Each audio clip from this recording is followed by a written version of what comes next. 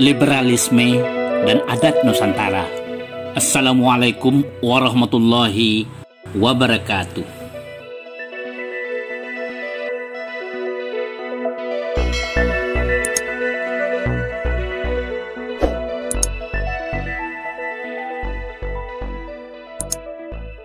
Sebelum membahas liberalisme, kita perlu kembali memantapkan pemahaman kita tentang sekularisme, karena kedua aliran berpikir ini sangat terkait. Sekularisme adalah ibu kandung yang melahirkan liberalisme. Sekularisme yang berasal dari kata sekular, seculare, bahasa Prancis yang muncul pada abad ke-13 dari bahasa Latin saeculum yang muncul pada abad ke-2 Masehi, bermakna kehidupan dunia, kehidupan hari ini. Berbeda dari kaum ateis yang tidak mengakui keberadaan Tuhan, penganut sekularisme memisahkan urusan dunia, urusan hari ini dari urusan iman, ketuhanan, akhirat.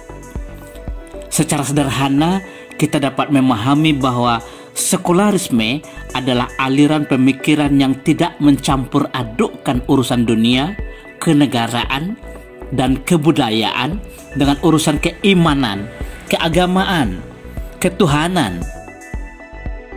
Kalau kita merujuk ke asal mula kemunculan aliran berpikir ini, kita akan menyadari bahwa sekularisme lahir dari konteks keagamaan.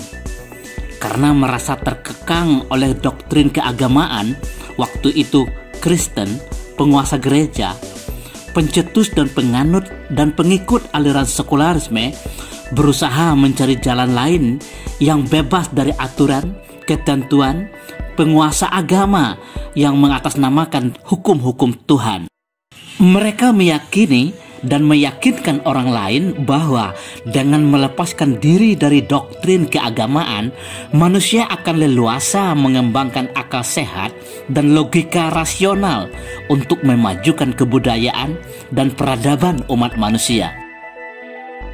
Pada masa-masa itu, sejak kejatuhan kekuasaan Romawi kuno 476 Masehi sampai abad ke-14, awal kebangkitan kembali Eropa, Renaissance, bangsa Eropa mengalami masa kegelapan, Dark Age.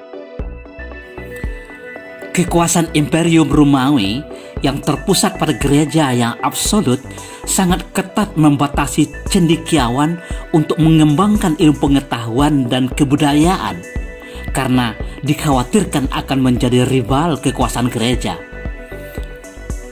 Keyakinan terhadap tahayul, mitos, animisme, dinamisme, inkuisisi, bidat atau bid'ah, dan tradisi gladiator, sihir dan perbudakan merajalela di Eropa pada saat itu.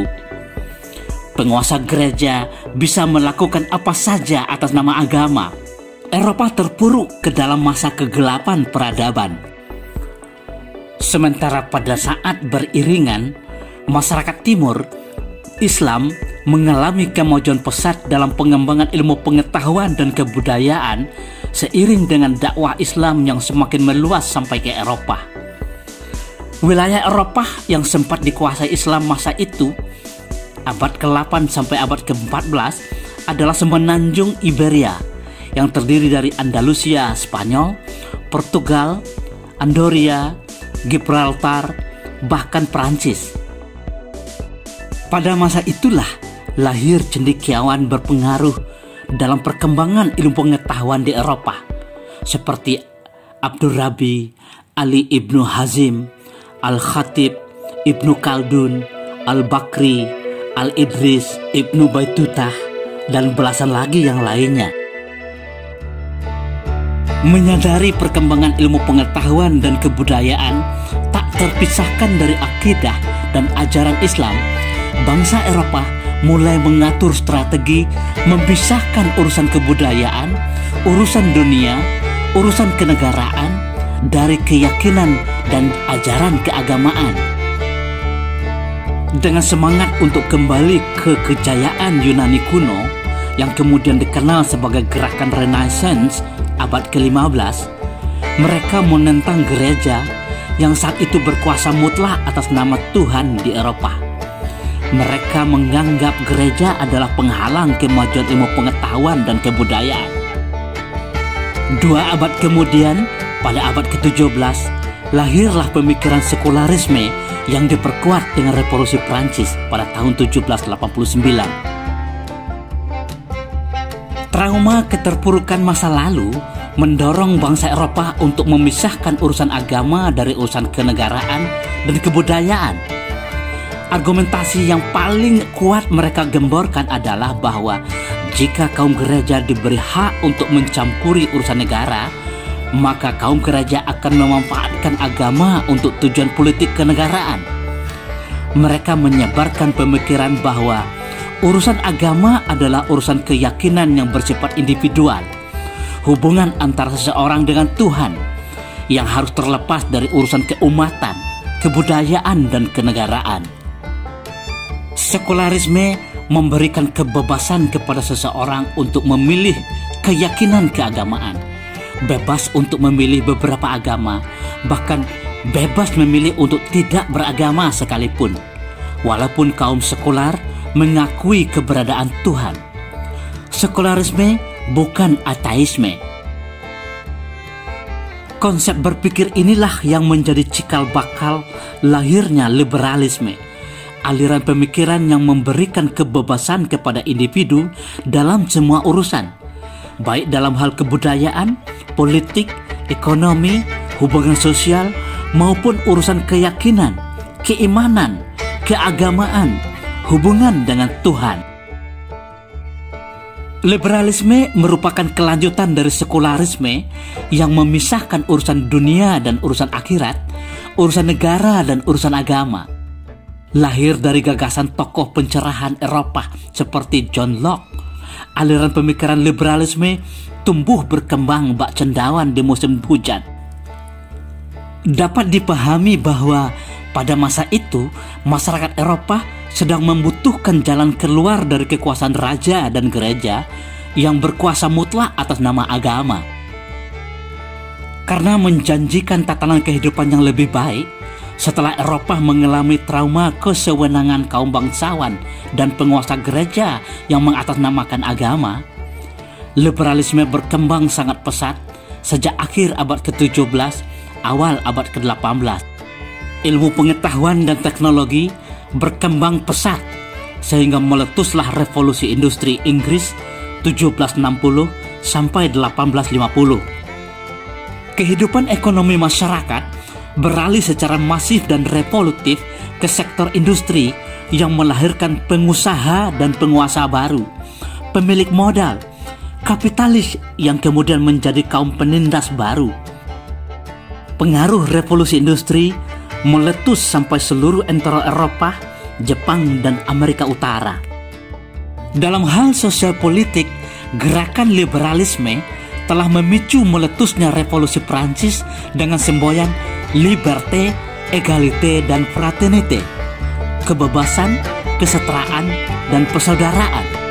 Secara radikal, revolusi Prancis telah berhasil meruntuhkan kekuasaan monarki absolut, aristokrasi, dan kekuasaan gereja Katolik di Prancis pada masa itu, dan melahirkan kekuasaan demokratis, republik. Gerakan liberalisme ternyata juga mengilhami masyarakat koloni Amerika untuk menentang kesewenangan kekuasaan pemerintah kolonial Inggris. Bermula dari penolakan masyarakat terhadap kesewenangan kebijakan perpajakan yang membebani masyarakat, berlanjut ke pertempuran dan peperangan melawan pemerintahan kolonial Inggris yang dikenal sebagai Revolusi Amerika 1765 sampai 1783, dan berakhir dengan pernyataan kemerdekaan Amerika yang didukung oleh Perancis, Spanyol, Belanda, dan negara-negara Eropa lainnya pada tahun 1783. Saudara, kepiawaian pengemasan tampilan dan label-label luarnya seperti demokrasi, nasionalisme, human right, dan kesetaraan telah berhasil membuat aliran berpikir liberalisme merasuk ke semua sektor kehidupan masyarakat, ekonomi, politik, kebudayaan, bahkan keyakinan beragama. Dengan mengatasnamakan kemanusiaan, penganut dan pejuang aliran berpikir ini menerobos berbagai batas kodrat kemanusiaan itu sendiri, mulai dari pergaulan bebas, seks bebas, sampai ke penghalalan perkawinan sejenis. Dengan kekuasaan finansial, aliran berpikir liberalisme telah dijadikan alat pembenaran tameng bagi kaum kapitalis, penguasa modal, untuk mengeksploitasi semua sumber daya, mulai dari manusia, alam, teknologi, informasi, sampai ke kekuasaan politik untuk melanggengkan dominasi mereka atas tatanan dunia. Dengan berlindung di balik demokrasi, kaum kapitalis memanfaatkan ideologi liberalisme untuk mengakselerasi, mempercepat penguasaan mereka atas kekayaan material yang berkorelasi positif dengan kekuasaan politik. Yang kaya semakin kaya dan semakin berkuasa, yang miskin semakin miskin dan semakin sengsara. Dengan mempermainkan mekanisme pasar, mereka beraksi bebas sebebas-bebasnya untuk memperbesar penguasaan finansial. Masih dengan mengatasnamakan demokrasi, kaum liberalis menggunakan mekanisme pemilihan umum untuk mendapatkan legitimasi kekuasaan politik sebagai jalan tanpa hambatan menuju kekuasaan ekonomi. Begitu pula sebaliknya, dengan kekuasaan ekonomi, kaum liberalis menghamburkan uang untuk meraih kekuasaan politik. Saudara, kebebasan yang diajarkan oleh leluhur kita, adat Nusantara, adalah kebebasan untuk mematuhi aturan hukum yang dibuat oleh manusia yang tidak terpisahkan dari aturan hukum yang telah ditetapkan oleh Tuhan atas alam semesta, termasuk manusia. Nenek moyang kita telah berkeyakinan bahwa manusia adalah makhluk yang diciptakan oleh Tuhan untuk bebas sebebas-bebasnya. Namun mereka menyadari bahwa manusia diberikan kemampuan untuk memahami hukum-hukum Tuhan yang menyatu dengan alam semesta, adat yang sebenarnya adat.